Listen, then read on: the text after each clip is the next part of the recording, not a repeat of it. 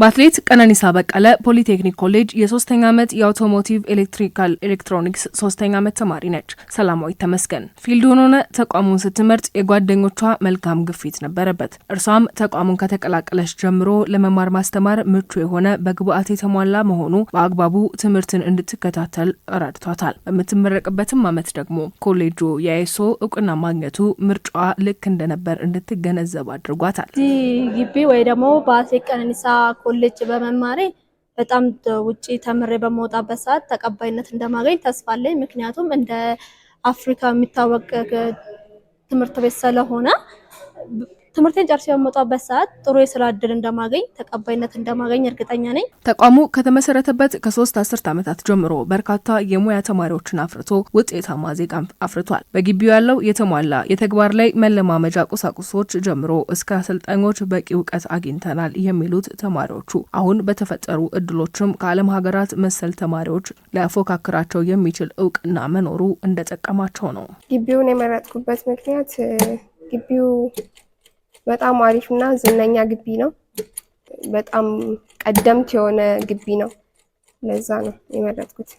ትምህርታቸው በጣም የሚሰጡበት መንገድ በጣም አሪፍ ነው። በዚህ ዲፓርትመንት የመረጥኩበት ምክንያት በዚህ ሙያ በጣም ትልቅ ቦታ እደርሳለሁ ብዬ ስላሰብኩ ነው። ወደዚህ ተቋም ለመምጣት ያደረኩበት የተለያዩ ምክንያቶች አሉት።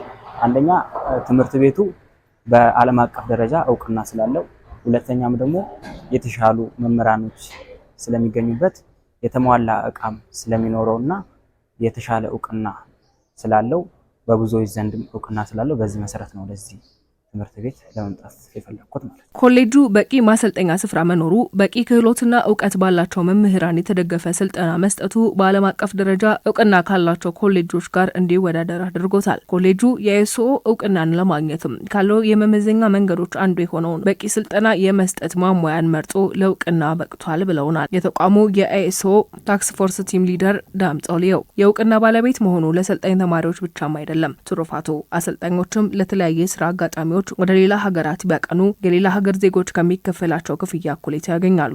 ለተቀባይነቱም ከአትሌት ቀነኒሳ በቀለ ፖሊቴክኒክ ኮሌጅ መገኘት ቀዳሚ ያደርጋቸዋልም ብለውናል። ለምንድን ነው የምንደክመው?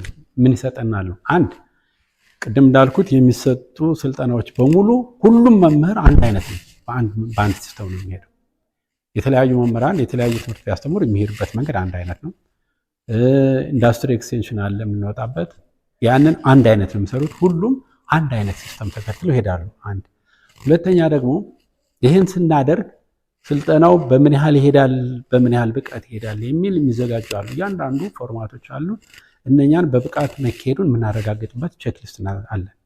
ስለዚህ ያንን ስለምናረጋግጥ ስልጠናው በምን ሄደ የሚለውን አንድ ይይዝልናል። ሁለተኛ ደግሞ ከአሰለጠን በኋላ የኛ ሰልጣኞች ብቻ ሳይሆን አሰልጣኞች እዚህ ግቢ የሰራ ሰው ከዚህ ሲሄድ አጋጣሚ እድል አግኝቶት በአጋጣሚ ወደ ውጭ የሚሄድ ከሆነ አይሶ ሰርቲፋይድ የሆኑ ወደ 164 ሀገሮች አሉ። በዚህ አባል የሆኑ ማለት ነው። እነኛ ሀገሮች ውስጥ የሄደ ማንኛውም ሰው ከዚህ ከሄደ እውቅና ይሰጠዋል። ግቢው እውቅና ካገኘባቸው መስኮች አንዱ አካቶ ትምህርት ትግበራ ነው። ኮሌጁ በዚህ ረገድ ምቹ የመማር ማስተማር ሂደት ለአካል ጉዳተኛ ተማሪዎች ማስተማሪያና ማለማመጃ ሁኔታዎችን ፈጥሯል ያሉን ደግሞ የኮሌጁ ዲን ከማል ገመዱ ናቸው። አይሶ 21001 2018 ቨርሽን ነው። ኦሬዲ ይህን ብዙ ስራዎችን በመስራት በተለይ በወረቀቶች ላይ የሚሰሩ በውስጥ ሲስተም የሚዘረጉ ብዙ ሲስተሞች አሉ።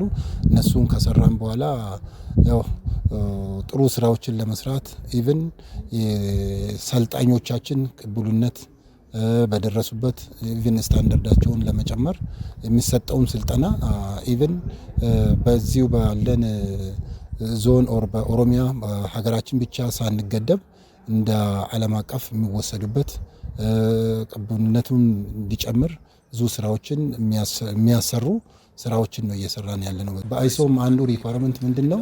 ኢንክሉሲቭ መሆን መቻል አለበት ነው። ማንኛውም በእድሜ ሳይገደብ፣ በጾታ ሳይገደብ፣ በዲሰቢሊቲ በተለያዩ ነገሮች ሳይገደቡ ማንኛውም ለመሰልጠን ፍላጎት ያለው ሰልጣኝ እዚህ ኮሌጃችን መጥቶ እንዲሰለጥን ኢቭን የሚጠቀሙበት ከሪሶርስ አንግልም ፉሊ ተሟልቶላቸው የሚጠቀሙበትን ሚንሶች አድርገን ነው።